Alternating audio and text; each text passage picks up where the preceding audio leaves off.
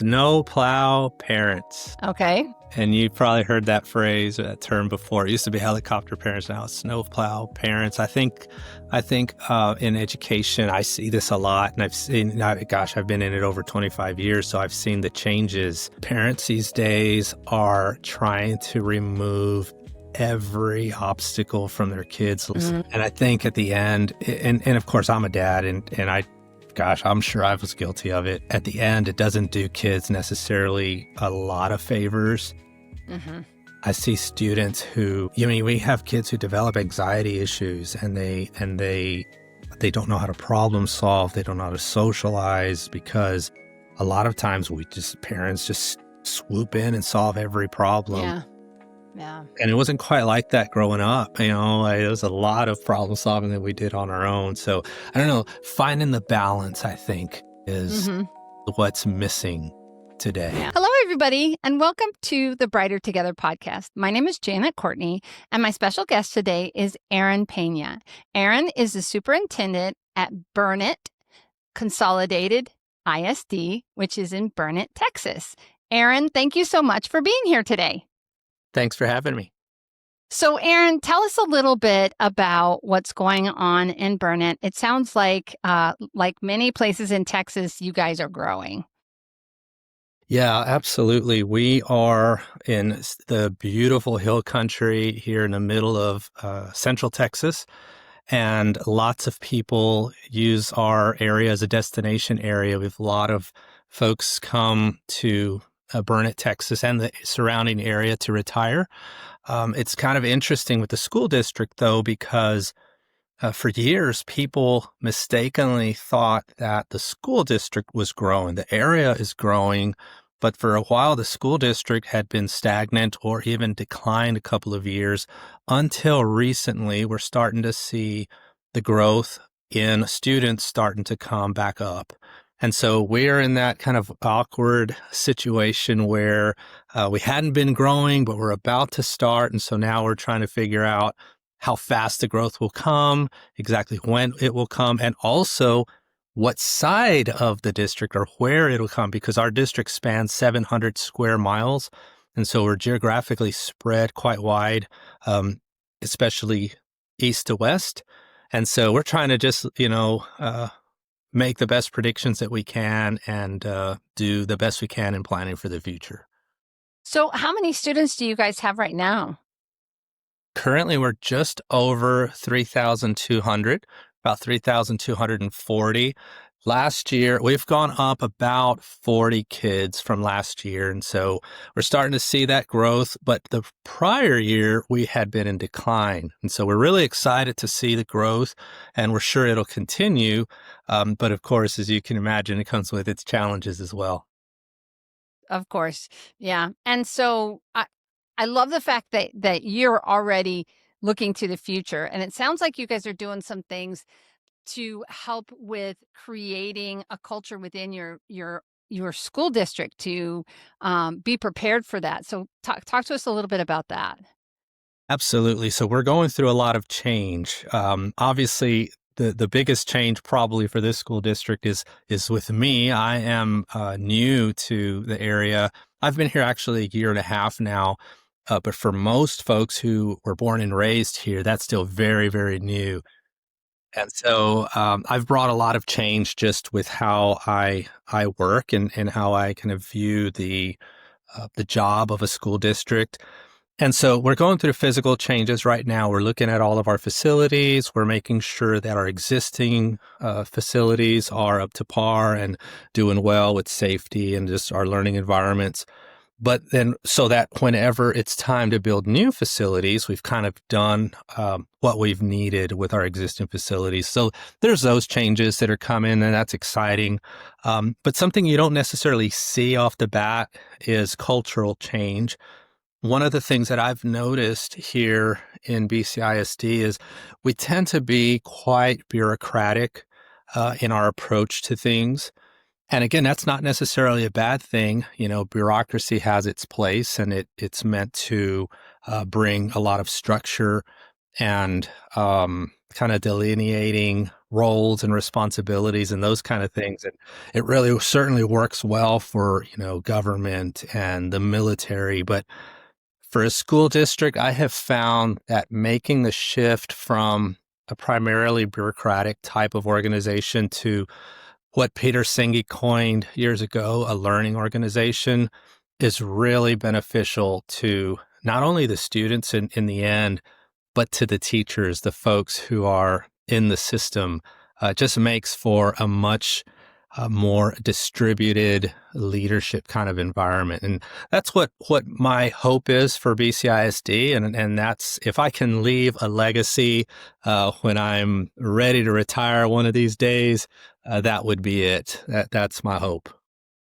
So how are you, what kind of steps are you taking to help create an atmosphere for that shift? Because as you and I both know, people do not like change. And so, and I get it. You've been there a little time. You've got to, when you're in a new position, it's like you kind of got to get your feet wet and figure out what's going on. And then, once people trust that you're not going to be here and gone, right?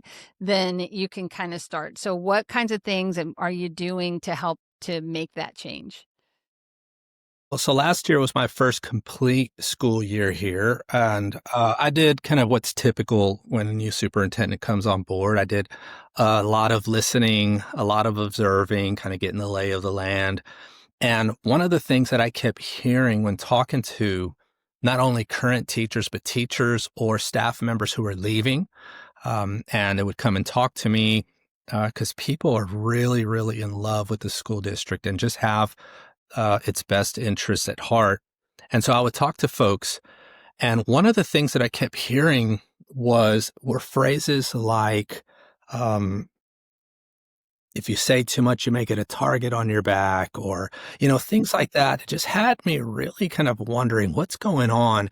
And I started discovering that there was a bit of a culture of fear with teachers, with folks who may have really good ideas or may want to perhaps challenge the status quo or even want to problem solve. They would tend to kind of sit back and stay quiet because that just wasn't the culture. The culture I learned right away was and still is in a lot of ways that you kind of stay in your lane. You don't Hmm. get out of your lane. You stay, keep your head down, you do your job, and the directives and the direction comes from the top. And I'm not used to that. Right. And that's not how I've led in the past. That's not how when I was a brand new principal, I had a lot of freedom from my superintendents, from the organizations and the districts where I was. And so I really thrived in that autonomy. And so I want that for our folks. So there was a lot of that. We did a climate survey at the end of the year after, again, a lot of just listening, talking with people, conversations. We went ahead and did a climate survey. And sure enough, there was no surprise. The results showed a lot of the same things that I had already been hearing about and learning. A lot of fear, a lot of distrust, just a large separation between the leadership and the rest of the folks doing the job. And so obviously, uh, as a leader, you see that and you think, oh my goodness, this is not the way successful school districts are run, and we've Right. got to make some changes. And Right. so we've been on that. I've been doing some practical things since the survey results have come about, and we're seeing some movement. Our mascot is a bulldog, and I can be a bulldog about things, especially when it That's comes good. respecting teachers as professionals. I'm going to be a bulldog about that. So we're going to get there, but I'm also going to be patient and move at an appropriate pace, hopefully. Yeah.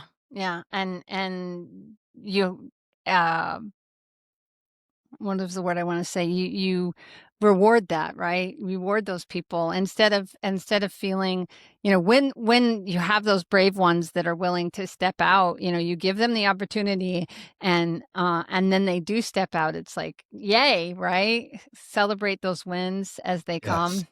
Yeah. we should. And I can do that as a superintendent, but I'm only one person.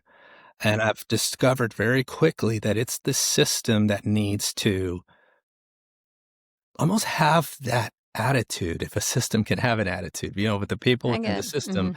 need to have that attitude of celebrating people who want to speak up. They have ideas, they want to share, they want to join in the tackling problems and coming up with ideas.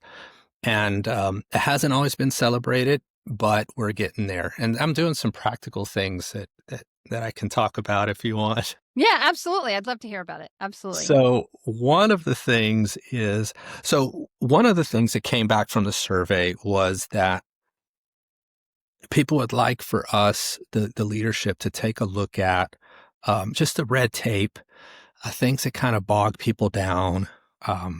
Certain things take longer than perhaps maybe they should. And of course, when you're new to a system, when you're new to a district, you can't help but see those things Right. everywhere, Hmm. right? You're like, "Oh, Hmm. man, why do we do this particular Right. thing this way? And it could be more efficient this other way." And so I was trying to make some change, but I discovered quickly that, it can't just be me. Again, I've got to teach the people within the system if this is gonna be true cultural change and not just your Peña is just, mandating all this stuff and we'll see how long it lasts.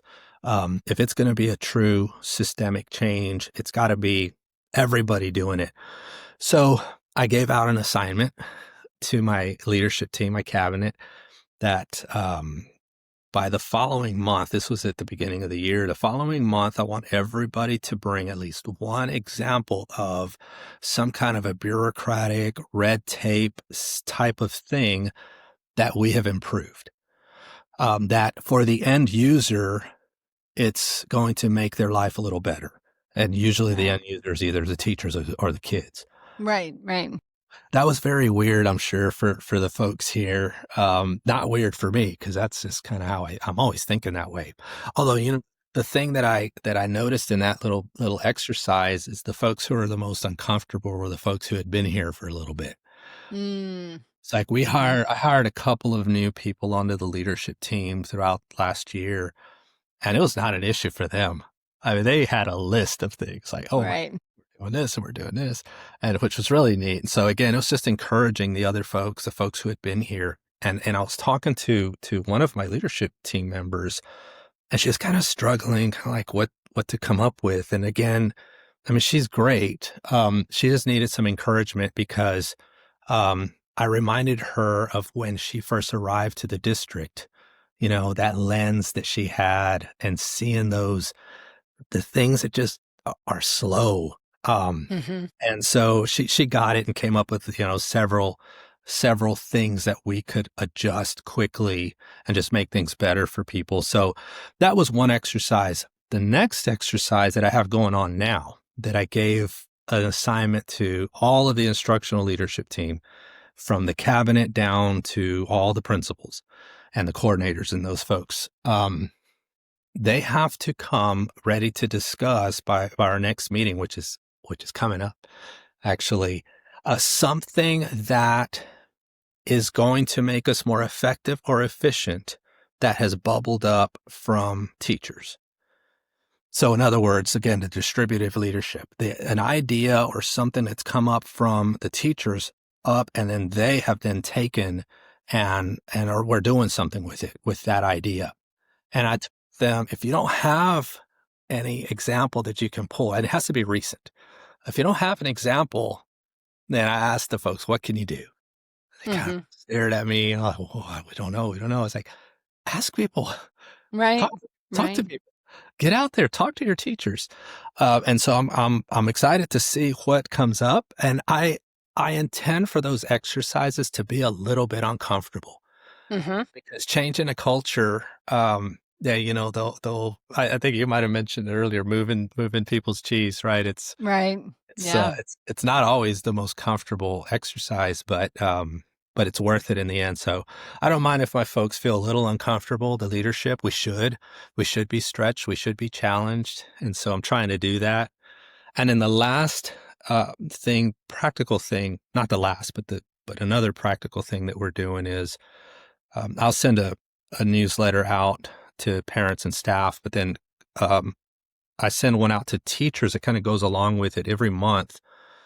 And I'm just touching on this topic, uh, different angles of this moving from a culture of compliance, right? Everybody does what they're told, top down directives towards a commitment type of culture where, man, everybody is in this to change kids' lives, to better kids' lives, and we're willing to give it all that it takes, and we're creative and we're innovative.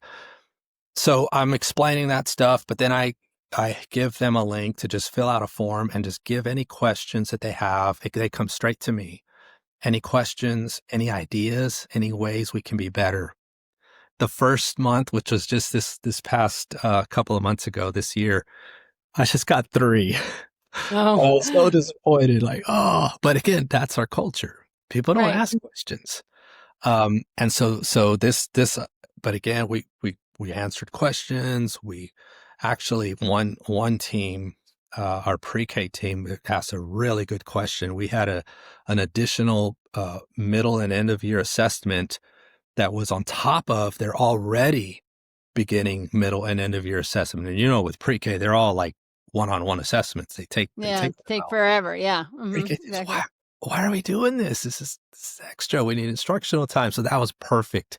Oh, I can use this one. And so we've gone through and they're meeting and they're discussing on how to streamline some things. And so I think people are going to be encouraged that you're not going to get in trouble for one. You know, Hmm. Superintendent is not going to let you get in trouble if you're asking questions, if you're coming up with ideas. And then we're just encouraging people to be thinkers and to be strategists, to be problem solvers along with the leadership. It's not just us who have the titles, who can think of all the things that are going to be good for the district. Occupational therapy shouldn't be one more thing on your plate. It should be a solution. Lighthouse Therapy offers school-based occupational therapy services that actually work for you and your staff. Our OTs have an average of 16 years of experience in schools, and they support everything from handwriting to fine motor to sensory integration. And you can choose from 3 different service models, whether it be virtual, hybrid, or in person. It's OT that fits your workflow without the chaos. Visit lighthouse-therapy.com/brighter together to learn more. And it's freeing, it really is freeing when you give people the opportunity um, to talk about the things without fear of reprisal, because that's kind of what you're talking about. Is just like, I remember when I was with a company, and I think I've mentioned this on the show before. I was, and the school had changed the minutes on the IEP, and I didn't know it. And I should have known. I should have checked it, but I didn't. And the quarter came and it was time for progress reports. And I went back and I was filling out my stuff and I noticed that the minutes had changed and I had been delivering 45 minutes and it was 30 minutes. And I'd done it for probably 6-8 weeks, so I had way over delivered. And of course I was like mortified. Oh my gosh, I did this. Is so terrible. And so me being the honest person that I am, I let my supervisor know, and I'm like, I'm so sorry this happened. I let the school know. I'm like, I over delivered. I didn't know you guys had changed the minutes. And it was odd for him to be 45 minutes a week when it's normally 30. And, and they did, they changed him to 30, but they didn't tell me. And I didn't, it was just one of those, it was just, and it was truly my fault. I mean, I took responsibility for it, but the reaction of my supervisor and the reaction of the company that I work for was so mean-spirited and negative and awful. I mean, I was afraid to open my emails because I was afraid, again, somebody else was going to be yelling at me for something. I could have just swept it under the rug, right? Could have just let it go and just, changed what I was doing, but move forward. And the interesting thing was the school was like, oh, it's okay, Janet. It's okay. We know you wouldn't do that on purpose. They were of the mind, okay, well, moving forward, just continue. I said, do you want me to cut his minutes short, which would not have been great for that child, but I would have if that's what they wanted me to do because I had over delivered. And they're like, no, just start 30 minutes going forward and we'll do that. That was what I expected. And yet from the company that I was working for, well, you're going to have to pay that time back. And the school's going to be angry with us. And how could you do this? And, it's like, and what that did to me is it shut my mouth. I'm never gonna give you any idea again. So that's kind of like what you're climbing a fence, trying to, climbing a hill, climbing a mountain, trying to get people to give you something when they've probably experienced some of that. So, giving them the opportunities and showing them that it's okay. It is a battle that you're fighting, right? It is, and that's a perfect example of the kind of things that happen every day to people, and Mm-hmm. exactly like you described, it it pushes you into just that compliance kind of a mindset, like, I'll just tell me what to do. I'll just do what I'm told, and I'm not going to think.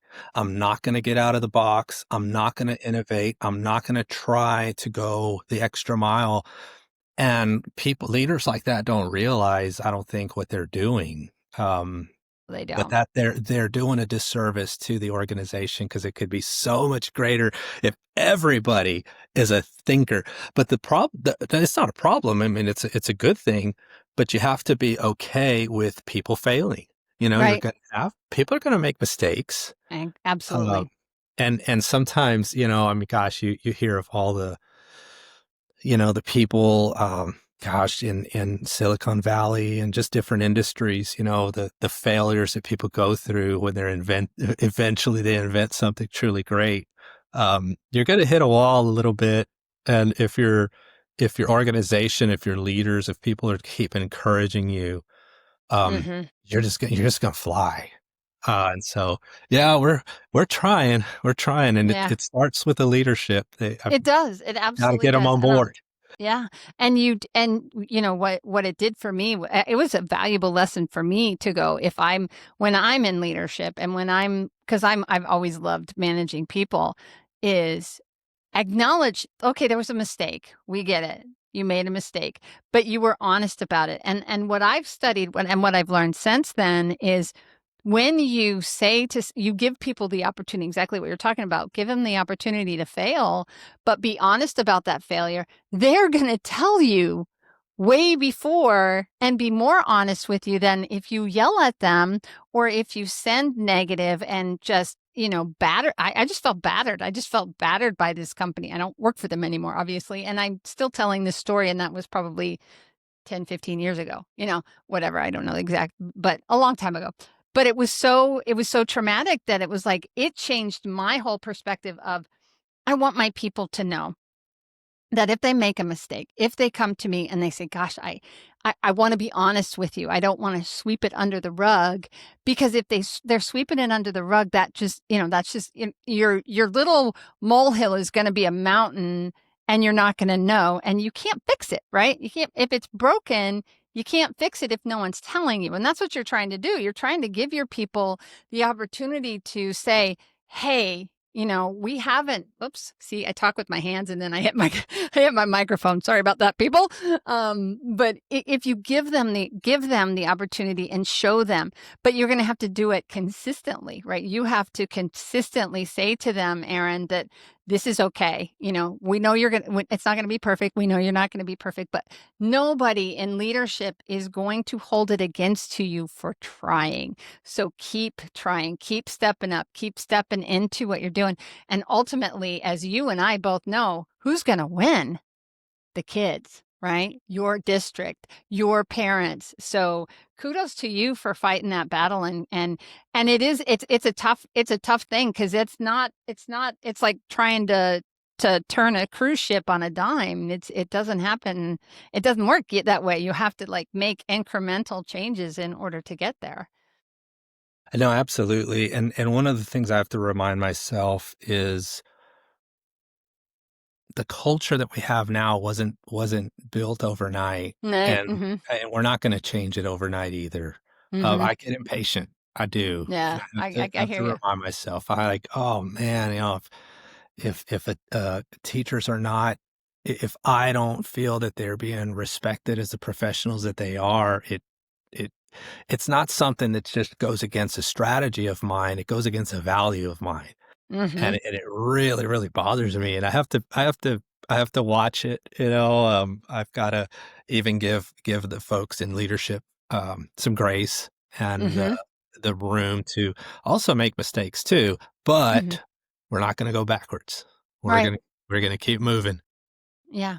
I had to tell some leaders the other day, and I've done other practical things, like I've written little articles or done things where we kind of come together as a team and we discuss, kind of this is my philosophy for the leadership here in BCISD. And I had to tell a couple of folks, you're going to have to get on board. Mhm. You Yeah. know, if you don't have this philosophy where, teachers can be respected, teachers have ideas, we need to listen, and have Mhm. dialogue. And we're not just quick to just think of all the reasons why, oh, no, this idea can't work. No, we have to say no to this or that. And sometimes you have to say no. Um, Mhm. you can always have dialogue and be open. And it teaches the folks who bring forth an idea, even if it's not the best idea, maybe just that communication, you can teach them to formulate even better ones next time into the future.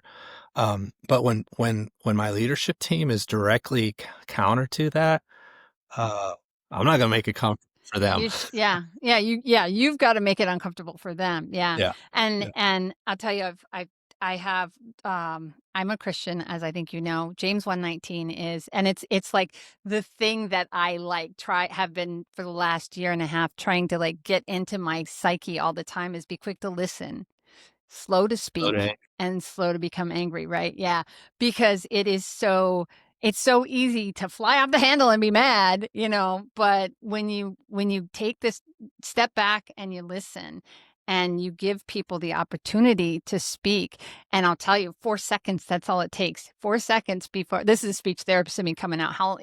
If you can close your mouth for 4 seconds, somebody's going to get uncomfortable and talk, because nobody likes that silence. And it only takes 4 seconds for a conversation to get uncomfortable when there's silence. And it is an amazing strategy to just zip it and give them an opportunity. Plus, I love the fact that you are doing this podcast. You are here being very transparent with your desire to allow your team to be successful, and you want this change for them, and you want this for Burnet. You want it for your community, you want it for your teachers. And this is you being as transparent as you can be, because this is public. We're going to put this out there. It's going to be a couple of months. It is October 1st right now, but by December, this is going to be out there, and you're going to have an opportunity. They're going to see it. You're putting your money where your mouth is. You're talking about the things. Teachers in Burnet, your superintendent cares about you. And how great is it that he is willing to fight this battle for you in a way that is going to make it better for you and for your students and for your parents and for your community. So keep up the battle, Aaron. It is a battle that you're going to win. I know you're going to win. So keep it up. Thank you. I sure Yeah. will. So one last question. I don't always, but I try to ask this question. And if you could, now you can't say money, and I know you can't change the culture, so we're not going to talk about the culture, but if there was one other thing in your world that you could just miraculously fix and never have to worry about it again, what would that one thing be?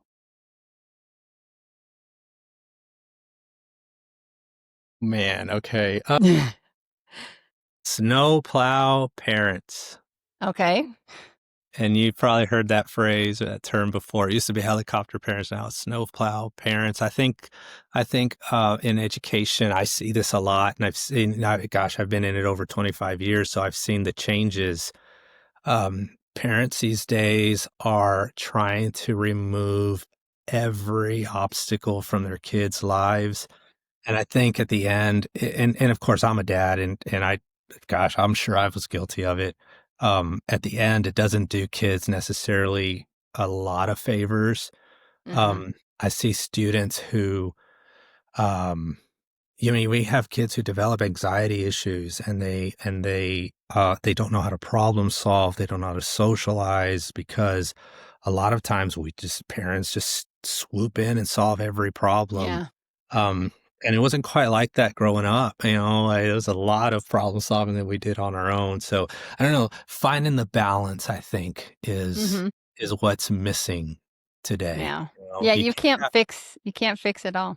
yeah, you can't have absentee parents, but but you also can't swoop in and just fix every little thing for little Johnny and little Susie.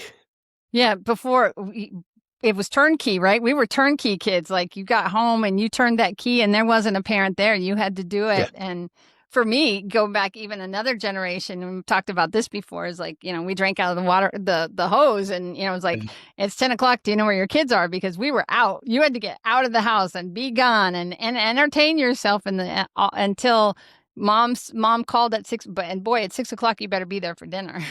Be home when that street lamp turns Yeah. off. Oh, yeah. Yeah. There you Yeah, go. yeah, Oh my goodness. Yeah. Yeah. And it's, it is. It feels like it's like we had the parents who were just trying to survive, and there still are parents that are trying to survive. But sure. then you've got the parents now who's like they don't want their kids to have any problems. It's fix them all, right? So I agree with you. It's a balancing act, and being a parent and figuring it out and doing it is they don't come with a manual, do they? Oh, it's the toughest job. Yeah. Toughest job out there is being a parent for sure. Toughest, but one of the most rewarding too. It's worth Yes. it. It's Yes. worth it. Right. I was with my daughter this morning she called me. She gets migraines once in a while, and she had a doozy, and it wasn't getting any better. And I'd been over there she's 27, so she's not even a child, right? But she works for me, but I always say, this company and this job is because we're a family business. My kids are still my kids before they're my employees, right? I'm mom before I'm anything else. And so when they call me and they need me, everything else gets put aside because I'm mom first, right?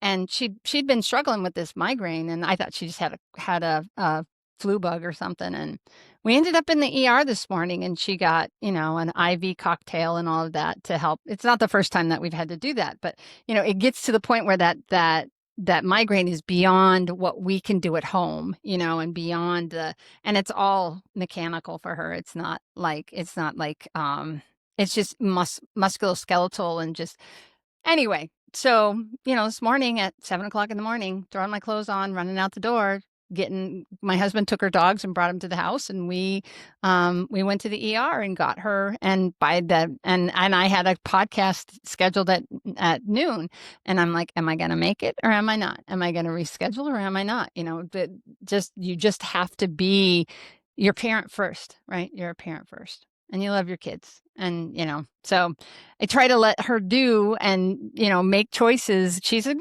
adult. She doesn't need her mom, but she does need her mom. She doesn't need her mother. She needs her mom. So I totally get it. It's such a balancing act, and it doesn't matter what age they are. You're a mom, you're a dad, from the moment they're born until the moment that they leave this earth, and hopefully that's after you. I want my kids to be here long after I'm gone for sure. So, Yes, definitely. totally get it. Totally get it. Well, that went kind of farther than I wanted it to, but there you go. There it is. Transparency here. But yeah, I love the fact that you care, that you want what's best for your students. And it's evident, Aaron, that you care about your district, you care about what's going on there, and you care about change. And that's a great thing. And, the kids, and like I said before, the kids and the teachers are gonna win because you're fighting that battle right now. So keep it up. Keep it up. Thank you. And thank you for being on Brighter Together, because, it's been a great conversation, and we truly are brighter together, aren't we? Yes, absolutely, and it was my pleasure. Thank you.